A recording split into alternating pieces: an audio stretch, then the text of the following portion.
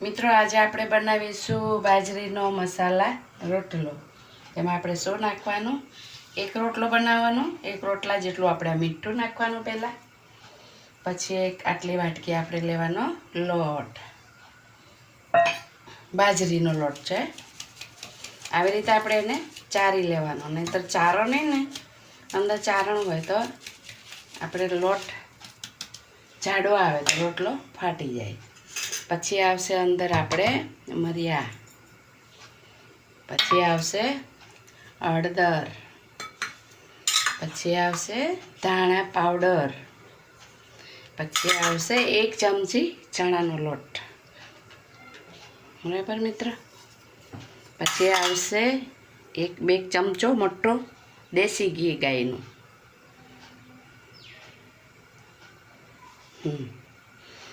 આ રોટલો તમે એમનેમ બનાવીને ખાઈએ ને તો કોઈ ખાય નહીં અત્યારે ઉનાળામાં।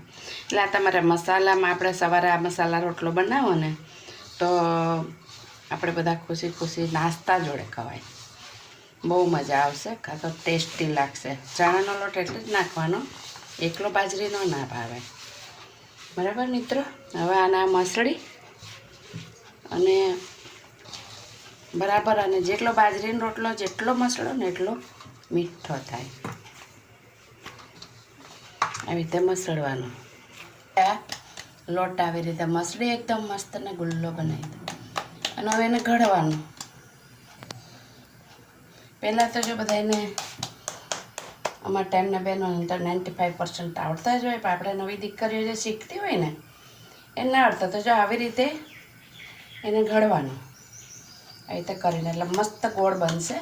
સાથે જ પાણીવાળો થોડો થોડો હાથ કરતું જવાનું એટલે ચોટે નહીં તમને।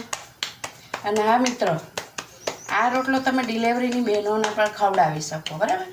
તમારે કલાડીમાં જ શેકવાનો, કલાડી મીન્સ તાવડી, અમારે ચરોતરમાં કલાડી કહે છે એટલે અમે કલાડું બોલી જાય, તાવડી સૌરાષ્ટ્રમાં તાવડી કહે અને અમે કલાડું કહીએ। એટલે આવી રીતે હાથેથી ઘડી એટલો સરસ ફૂલીને મીઠો થશે, ડિલિવરીવાળા બેન ખાઈ શકે, નાસ્તામાં આપણે ખાઈ શકીએ। અને આપણે હંમેશા તાવડી તપી જાય એટલે આવી રીતે પાણી છાંટીને નાખવાનું, કારણ કે રોટલો ચોટે નહીં। ઓકે મિત્રો, હવે છે ને આપણે આ એક બાજુનો પડતો શેકાવ્યું એટલે હવે એને આપણે આવી રીતે ઊંચું કરી દેવાનું, અને લોઢીમાં શેકવાનો કે નહીં, બરાબર।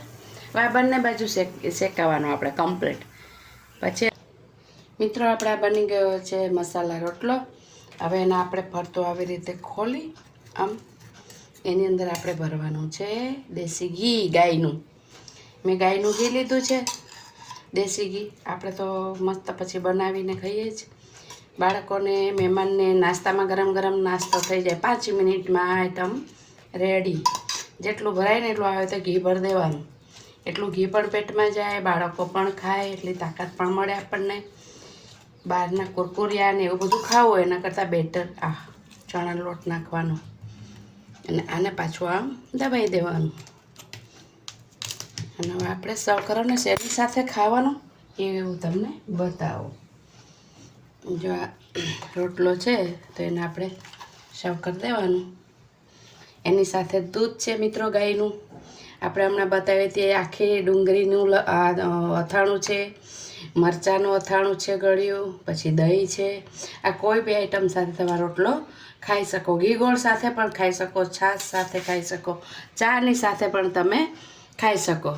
એટલે મિત્રો આ ડીશ બનાવી છે સ્પેશિયલ તમારા માટે। ગમે તો શેર કરજો, ના ગમે તો મિત્રો અમને કહેજો। જય શ્રી કૃષ્ણ।